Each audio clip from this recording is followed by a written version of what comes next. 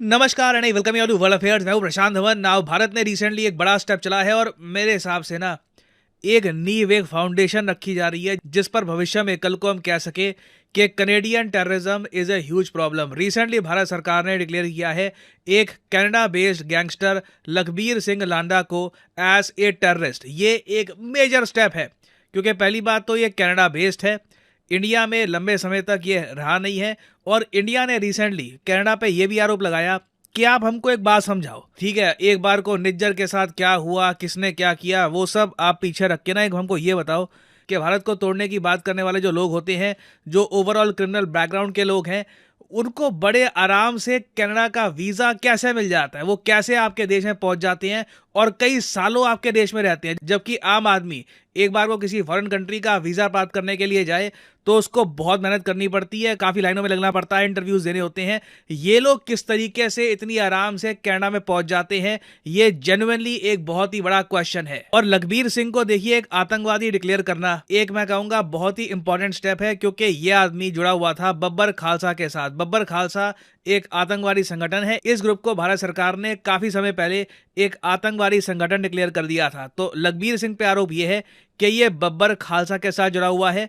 उसके अलावा 2022 में पंजाब की जो इंटेलिजेंस हेडक्वार्टर की बिल्डिंग है ना मोहाली पे, वहां पर एक अटैक हुआ था और होम मिनिस्ट्री की नोटिफिकेशन में ये बात भी लिखी है कि लखबीर ने ही वो अटैक करवाया था। नाउ ये जो पूरी नोटिफिकेशन है जहां पे लिखा है कि यूएपीए लगाया गया लखबीर पर, ये मैं आपको दिखाता हूं। नाउ इधर आप नोटिस कर पाओगे ये मिनिस्ट्री ऑफ होम अफेयर्स की नोटिफिकेशन है। यूएपीए मिनिस्ट्री ऑफ होम मतलब के गृह मंत्रालय ही लगाता है और गृह मंत्रालय में आज के समय मिनिस्टर हैं अमित शाह। और यहाँ पे आप देख पाओगे एक बहुत ही इंपॉर्टेंट बात लिखी है कि लखबीर सिंह लांदा backed by cross border agency was involved in the terror attack through the shoulder mounted rocket propelled grenade on the building of Punjab State Intelligence Headquarter at Mohali। ये मैं आपको थोड़ा सा बता देता हूं। आज से कई महीने पहले 2022 की बात है, एक बहुत ही ज्यादा घिनौना अटैक हुआ पंजाब की पुलिस इंटेलिजेंस ऑफिस पर। यहाँ पे आप देख पाओगे एक रॉकेट लॉन्चर से। मोहाली मैं आपको बता दूं बहुत ही सुंदर शहर है,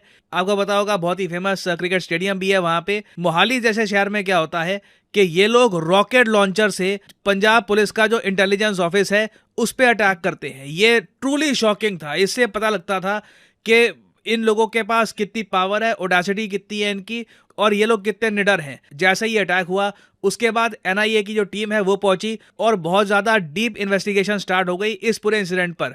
तो लांदा पे देखिए आरोप यही है कि जो ये अटैक हुआ था ना मोहाली की इस बिल्डिंग पे रॉकेट लॉन्चर से, उस अटैक में लांदा भी इन्वॉल्व था। और उस सब के अलावा भी देखिए लांदा पे बहुत सारे आरोप हैं कि इसने पंजाब में पीस डिसरप्ट किया है, लॉ एंड ऑर्डर सिचुएशन खराब करी है, टारगेटेड किलिंग्स करी है, एक्सटॉर्शन किया है और बहुत सारी एंटी नेशनल एक्टिविटीज में इसका हाथ रहा है। और कैटेगोरिकली ये एक ओपन एंडेड वारंट इशू किया गया है लांदा के अगेंस्ट के जहां भी मिले इसको सीधा जेल में डालना है।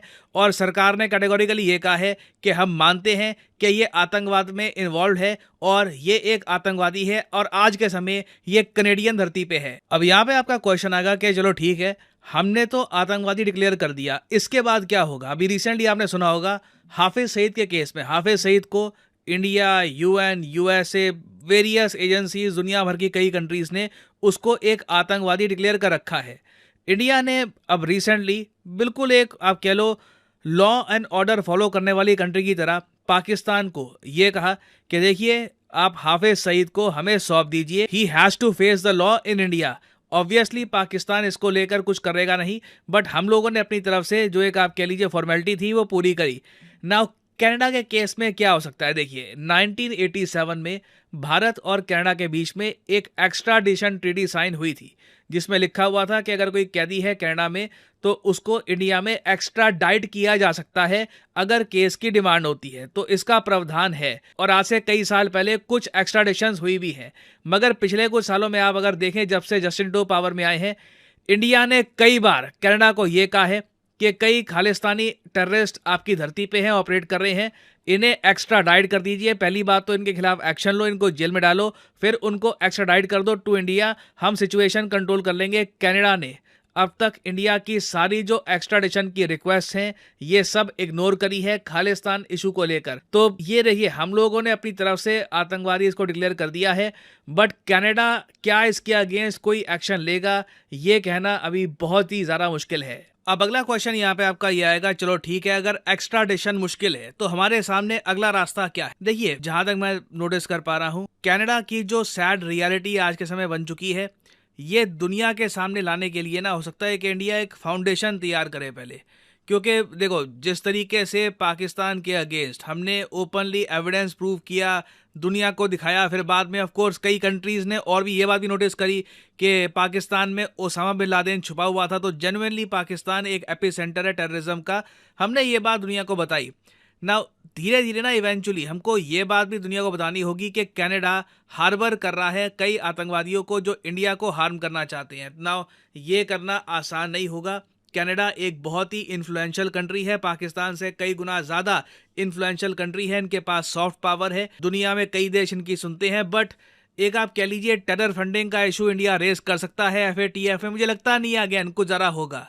आई रियली डाउट USA भी कनाडा को इस इशू में कुछ ज़्यादा झटका सहने देगा, बट एटलीस्ट हम अपनी तरफ से कोशिश कर सकते हैं कि कैनेडियन गवर्नमेंट में कहीं ना कहीं इस बात को लेकर अवेयरनेस जागे कि एक एक्स्ट्राडिशन ट्रीटी है दोनों कंट्रीज के बीच में और उसे ऑनर करना चाहिए। और फाइनली यहाँ पे मैं आपसे एक क्वेश्चन भी पूछूंगा। क्वेश्चन यहाँ पर यह है कि आज के समय भारत की जो पहली AI सिटी डेवलप की जा रही है, आर्टिफिशियल इंटेलिजेंस वाली सिटी, ये कौन सी होगी? ये है यहाँ पे आपकी ऑप्शन। रिसेंटली इस टॉपिक से रिलेटेड बहुत सारे आर्टिकल्स पब्लिश किए गए हैं, तो ये है आपकी ऑप्शंस, लखनऊ, जयपुर, चेन्नई या फिर दिल्ली। कमेंट सेक्शन में करिए उत्तर, कौन सा शहर बनेगा भारत की पहली AI सिटी।